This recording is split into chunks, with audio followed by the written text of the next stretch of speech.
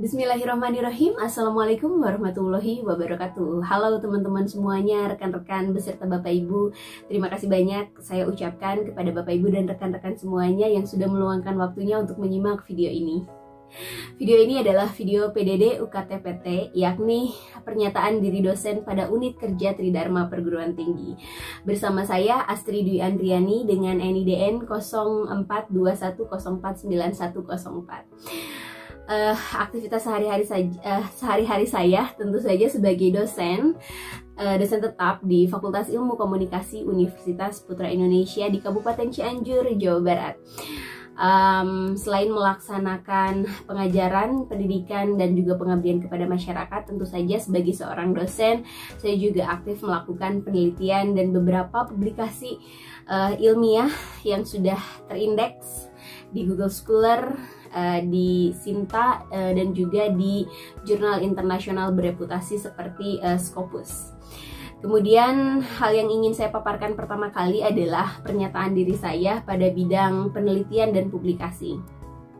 Dalam melaksanakan Tridharma Perguruan Tinggi, yaitu pendidikan, pengajaran, penelitian, dan pengembangan, serta pengabdian kepada masyarakat, saya sangat tertarik untuk melakukan research atau penelitian dari tahun 2019 sampai dengan tahun 2021. Adapun riwayat publikasi dari tahun 2019 sampai dengan tahun 2021 adalah sebanyak 2 buku ber-ISBN, 2 artikel nasional, 2 artikel nasional terakreditasi, 1 proceeding internasional, 1 jurnal internasional bereputasi, dan 1 medali perunggu pada kompetisi internasional.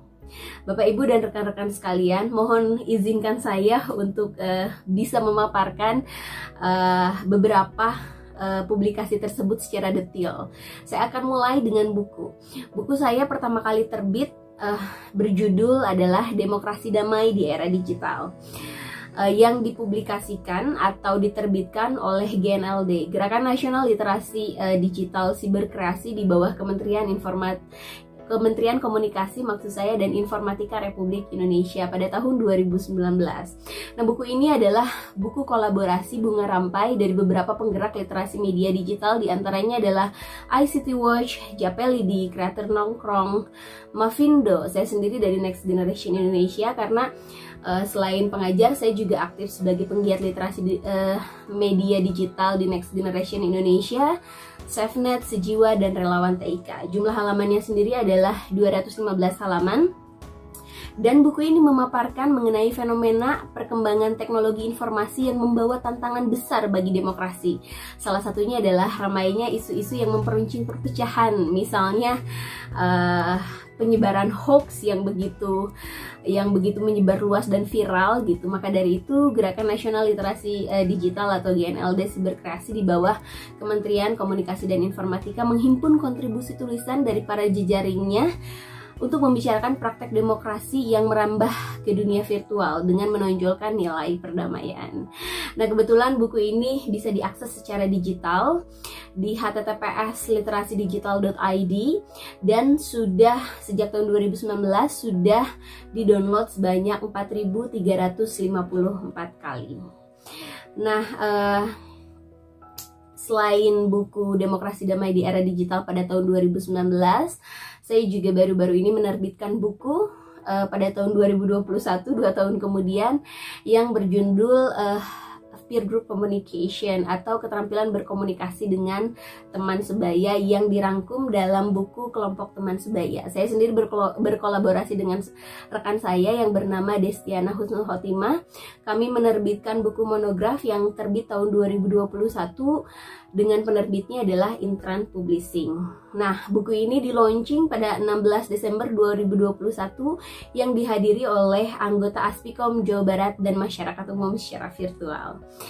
Kemudian selain buku, saya juga aktif menerbitkan beberapa artikel ilmiah, yang diantaranya pada tahun 2019 berhasil diterbitkan oleh Global Komunika, Jurnal Ilmu Sosial dan Ilmu Politik di bawah naungan UPN Veteran Jakarta dengan judul Word of Mouth Communication dalam memperkenalkan program self-healing, studi kasus pada klinik Hanara Wellbeing Center Bandung. Kemudian pada tahun 2020 saya juga berhasil menerbitkan jurnal dengan judul Peran Istri sebagai Wanita Karir dalam Perspektif Islam dan Pengaruhnya Terhadap Angka Perceraian di Indonesia di Jurnal Taklim, Jurnal Pendidikan Agama Islam di bawah naungan Universitas Pendidikan Indonesia. Selanjutnya Bapak Ibu dan rekan-rekan semuanya, saya juga berhasil menerbitkan artikel nasional terakreditasi Sinta, masih Sinta 5 pada tahun 2020 di Jurnal Komunikasi Universitas Garut di bawah naungan Universitas Garut pada tahun 2020 dengan judul Peran Remaja dalam Program Kampung Keluarga Berencana, studi kasus dalam program PIK Remaja di RW 3 Desa Sukatani, Kecamatan Pacet. Waktu itu diterbitkan pada volume 6 nomor 1 pada tahun 2020. Lalu tahun selanjutnya saya juga berhasil menerbitkan artikel dengan judul Pendekatan Komunikasi Peer Group dalam Interaksi Remaja pada Program Kampung Keluarga Berencana Barukupa. Waktu itu diterbitkan di volume 7 nomor 1 pada tahun 2021, dan di edisi selanjutnya yakni di volume 7 nomor 2 juga saya berhasil menerbitkan artikel dengan judul Implementasi Komunikasi Kesehatan pada Program Kampung Keluarga Berencana atau Kampung Kuba. Selain itu, Bapak Ibu dan rekan-rekan semuanya, saya juga berhasil menerbitkan jurnal internasional, maksud saya proceeding internasional di Proceeding of the First Multidiscipline International Conference atau MIC pada tahun 2021 yang diselenggarakan pada 30 Oktober 2021 di Jakarta, Indonesia, dengan judul Exploring Socio-Cultural Factor, the Effect, Potential to Start a Business in Case Indonesia University Student. Nah, selain itu juga saya berkesempatan untuk bisa menerbitkan jurnal internasional bereputasi terindeks Scopus Kuartil 3 di Journal of Natural Science, Biology and Medicine dengan judul The Role of Healing Environment in Reducing the Stress of Patient with Non-Communicable Disease. Waktu itu diterbitkan di volume 2 isu 3 pada tahun 2021. Nah, yang terakhir adalah prestasi internasional pada kegiatan International Research Invention Innovation Exhibition 2021 yang diselenggarakan oleh Institut Penyelidikan Perkawanan Universitas Teknologi Mara, Malaysia, yang diselenggarakan pada 1 Juli 2021 yang pesertanya datang dari berbagai negara, di antaranya adalah Indonesia, Singapura, United Kingdom atau Inggris, Australia, India, Bangladesh, dan Malaysia. Nah, saya sendiri waktu itu berhasil mendapatkan medali perunggu atau bronze pada kompetisi tersebut. Kemudian Bapak Ibu, pada kesempatan kali ini saya juga ingin memaparkan mengenai daftar penelitian yang didanai selama kurun waktu 2 tahun dari 2021, tapi pelaksanaannya mohon maaf maksud saya pengajuannya 2020 tapi dilaksanakannya 2021. Di antaranya pada tahun 2021 saya berhasil mendapatkan penelitian dosen pemula atau PDP Ristek Dikti dengan jumlah hibah 19 juta untuk penelitian pendekatan komunikasi peer group dalam interaksi remaja pada program Kampung Keluarga Berencana Barukupa. Di tahun yang sama saya juga berhasil mendapatkan PDP dari waktu itu dari Ristek Dikti dengan jumlah hibah sebesar 19 juta rupiah pada tahun 2021 untuk penelitian dengan judul Implementasi Komunikasi Kesehatan Kampung Kuba.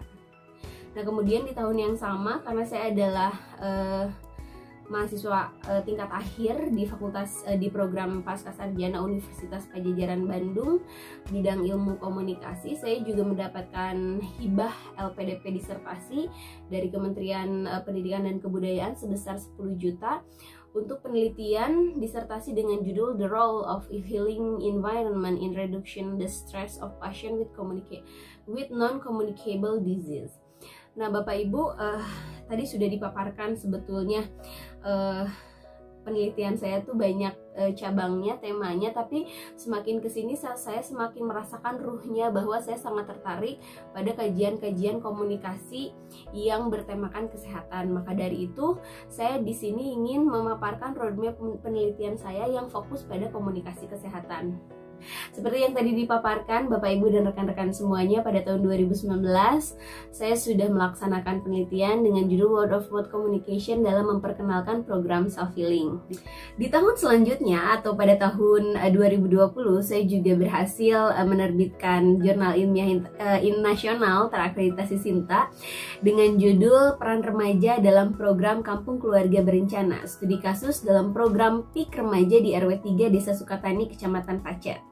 Kemudian di tahun selanjutnya juga saya berhasil menerbitkan 3 jurnal, yang 2 itu jurnal nasional terakreditasi SINTA dan yang 1 adalah jurnal internasional bereputasi Scopus kuartil 3. Yang jurnal nasionalnya itu diantaranya dengan judul Pendekatan Komunikasi Peer Group dalam Interaksi Remaja pada Program Kampung Keluarga Berencana, kemudian Implementasi Komunikasi Kesehatan Program Kampung Kuba, dan yang terakhir adalah The Role of Healing Environment in Reducing the Stress of Patient with Non-Communicable Disease. Itu jurnal internasional bereputasi atau terindeks Scopus kuartil 3. Nah, kedepannya saya juga ingin memfokuskan diri pada kajian-kajian ilmu komunikasi, tentunya pada penajaman-penajaman tema komunikasi kesehatan. Di antaranya saya ingin memperdalam mengenai komunikasi terapeutik, terapis pada terapi self healing. Di situ termasuk memaparkan bagaimana sih komunikasi yang ideal antara terapis dengan pasien maupun dengan tenaga medis seperti dokter dengan pasien dan lain sebagainya. Sekian Bapak Ibu yang dapat saya sampaikan, semoga berkenan. Terima kasih banyak, mohon maaf apabila ada salah kata. Saya Asri Dwi Andriani, pamit undur diri. Wassalamualaikum warahmatullahi wabarakatuh. Terima kasih.